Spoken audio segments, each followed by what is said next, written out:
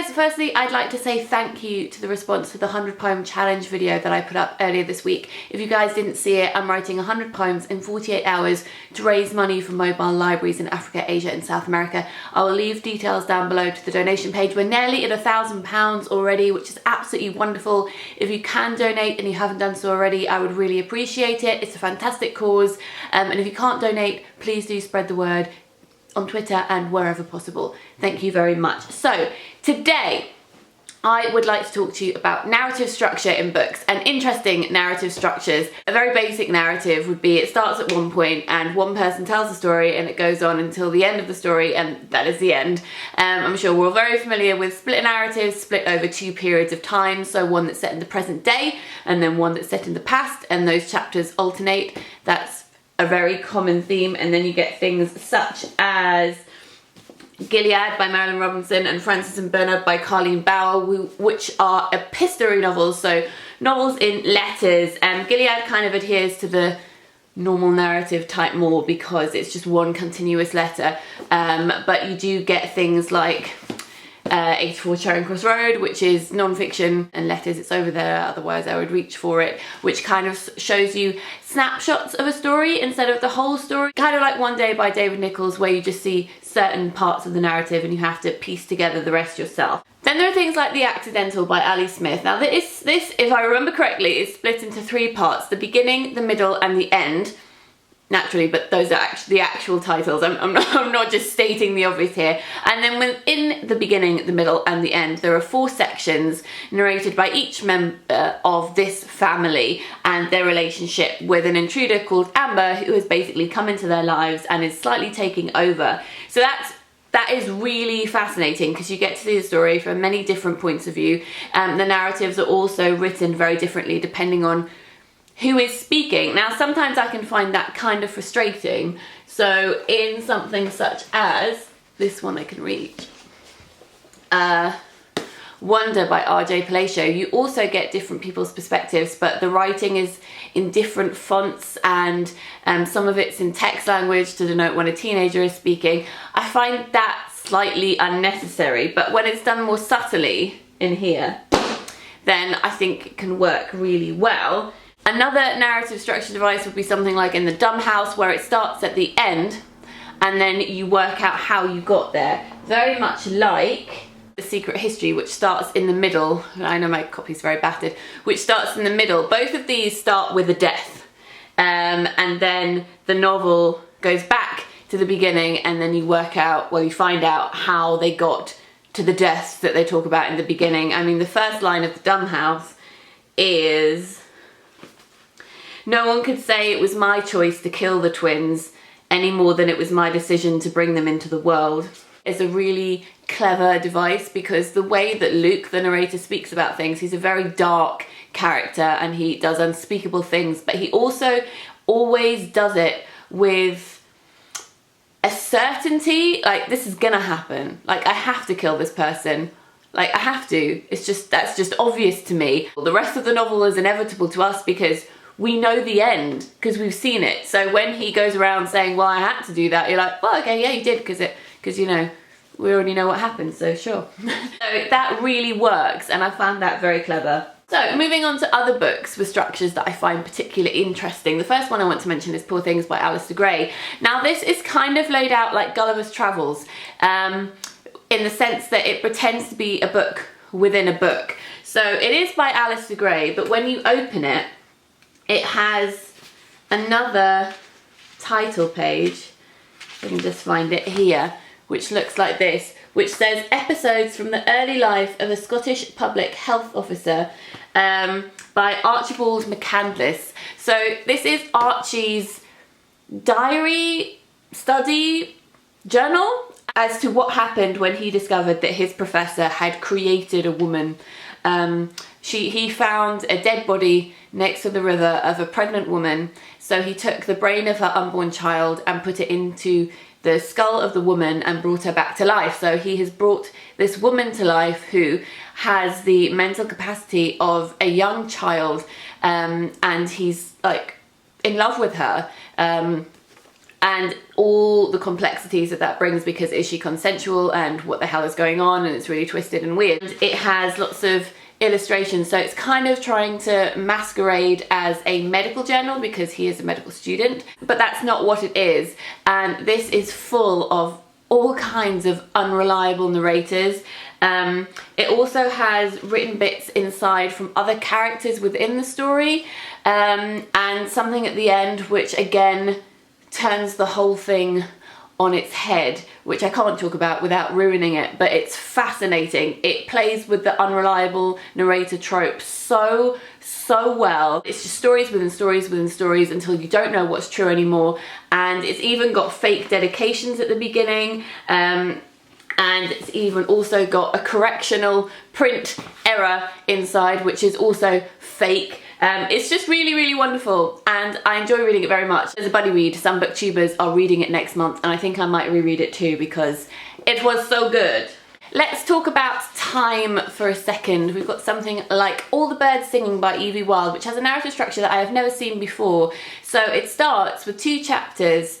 The first one is in the present day, and then the next chapter is just before the first chapter, and then the third chapter is just after the first chapter, and then this continues where the narratives, one is moving into the future and one is moving into the past, and they move away from each other. So the story is formed in this really different way. I've never read anything like it before. Now you have to concentrate when reading it to remind yourself where you are and what the hell is going on, but once you get into the rhythm of it, it's okay to follow, and I just thought it was really beautiful and interesting. I had never seen a story unravel like this before. If you would like to check out something that's very different, then I'd recommend this one. It's also very beautifully written. Something that's been creeping up a lot in fiction quite recently is this type of thing, which is the rebirth narrative. So we've got things like The End of Days by Jenny Erpenbeck and Life After Life by Kate Atkinson. So this is about the first 15 lives of Harry August, and Harry August, whenever he dies, he's reborn and he lives his life again and again. So you have several of his lives in here.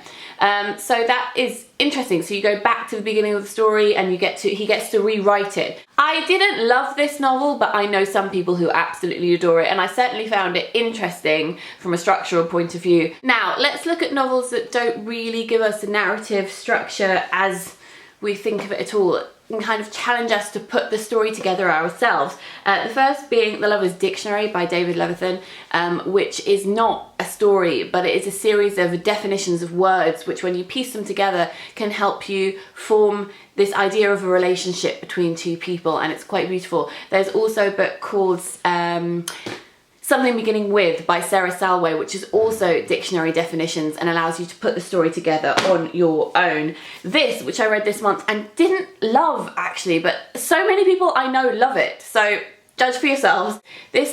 All This Has Nothing to Do With Me, and it's a very short little book, and it's French and it's translated, it's beautifully produced, and inside it's a series of texts, of images, of emails, of pictures of things that this woman has stolen, basically about her falling in love with this man that she works with, stalking him and documenting their relationship. So it's not a narrative, it's just the pieces of him that she's pulled together and then shoved into a novel, and you have to just work out how her mind works and how she's gone from bit to bit and how the whole story happened and what the story actually is. So I found the structure really interesting, but it just didn't grip me very much. One that is on my to read pile is this gorgeous novel, which is The Supernatural Enhancements by Edgar Cantero, and this is a series of lists and of emails, of contracts, just lots and lots of documents, which makes up the story, so you have to kind of put the story together yourself. It says, when 20-something a European relative of the prominent Wells family inherits a beautiful yet eerie estate set deep in the woods of Point Bless, Virginia, it comes as a surprise to everyone, including A himself. After all, he never knew he had a second cousin twice removed in America, much less that his eccentric relative recently committed suicide by jumping out of his third-floor bedroom window at the same age and in the same way as his father had before him. In the same vein as those, especially the All This Has Nothing to Do With Me, I'd kind of like to quickly mention mixed media type books. Now, I'm not talking about graphic novels, I'm talking about things that kind of cross genres, like Citizen. The subtitle is an American lyric, and it's non-fiction and poetry, and has photographs inside too. So it's a look at race in modern day America, and uses a variety of different formats to make its story, to make its poetry, and this again is one that is on my to read pile and one I'm hoping to get to very soon, and I find that quite very interesting. And then you have something such as The Remains by Annie Freud, which is published by Picador, and is also a poetry collection that has artwork in the centre to kind of extra illustrate the text within it. I will read you a little bit. He was talking to me about the great composers fingering the air with his long-fingered hand, how their music gets inside you and shapes you, how it takes command of your life, even to the extent of making you appear, maybe not exactly as you'd like to be seen, or even in spite of who you are, but rather as you happen to be. And when I asked him what he meant, he said, supposing someone said that they hated Beethoven and loved Scarlatti, what would you think? And I thought, how strange, eccentric and ornate that sounds, but apart from being the kind of question I'm going to pretend I haven't heard, it really can't mean anything, can it? So that is that one. You also have things where we're talking about crossing genres. There are things such as We Take Me Apart by Molly Gowdry, which is a novella, but it's written as poetry and almost as flash fiction too. It refuses to be labelled, and I love quirky novellas like this, such as Island of 50 by Bren Brooks, which is one of my most favourite books ever and is sadly out of print now, but you still can get it on ebook if you want to. But these are just like little snippets of a story, so beautifully written and laid out in intricate ways that just make you, well, it says, we take me apart. It makes you take apart the story and really consider it. And I love stuff like this. I'll read you a little bit here. It says, what I want is to taste with deliberation the way a quiet meadow becomes dimmer after a wetting around the edges. But today it is asparagus, Friday, 5:45. I have no need for a timepiece. So that's the only thing on that page. I have no need for a timepiece.